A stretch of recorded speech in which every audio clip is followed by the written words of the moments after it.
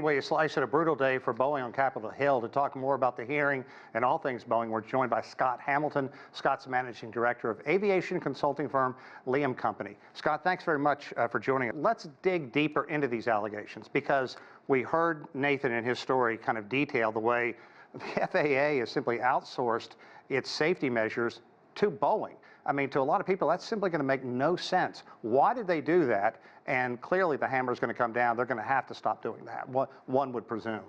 Well, why they do that is because Congress has never given them the financial resources to hire the expertise that it needs. Okay, so talk more about that.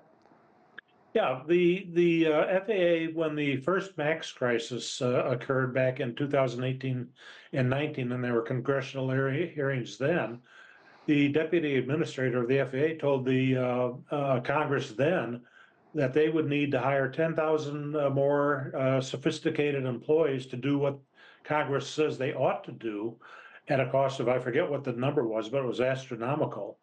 And here we are 5 years later, and the FAA still doesn't have the budget even remotely that it needs, and that falls on Congress.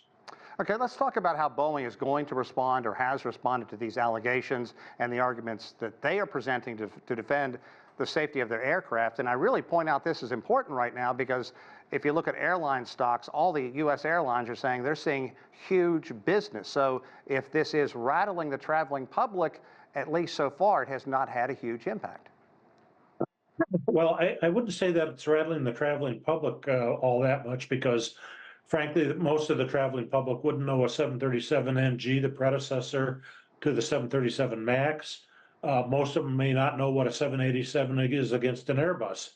That said, there's huge demand on the part of the airlines to carry passengers. And what's happening is Boeing is now unable to deliver the airplanes, as United Airlines announced today.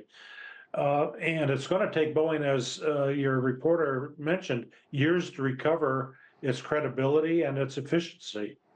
You know, really, I think that's a very good point, because Boeing has been the gold standard. I mean, if you look back on it. So what impact are these revelations, again, going to have on Boeing's reputation, its trust?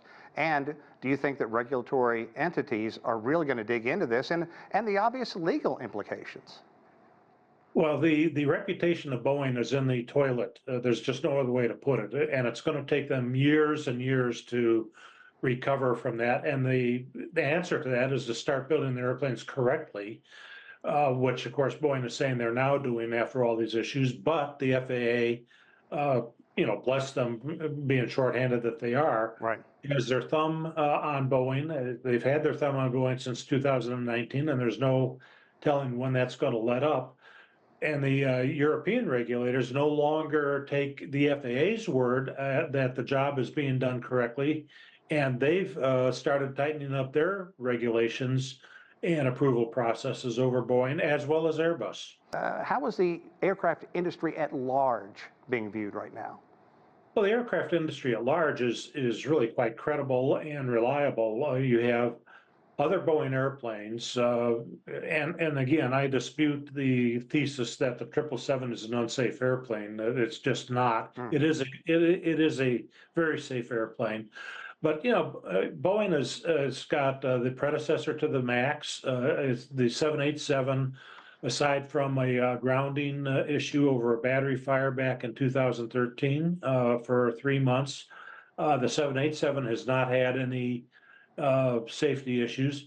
I would dispute the thesis that it wouldn't take much for the airplane to come apart. Quite frankly, it would take quite a bit for the airplane to come apart.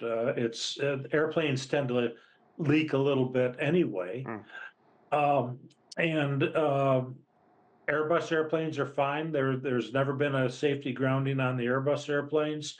Embraer airplanes are fine. There's never been a safety grounding on those airplanes. So overall, the airline industry is still the safest way to travel. Yeah. Well, Scott, I was just paraphrasing what the whistleblower had said, and obviously Boeing's had a big shakeup in its top management, so maybe this is a step in the right direction. Scott Hamilton, we thank you so much for your time and your insight. You're welcome.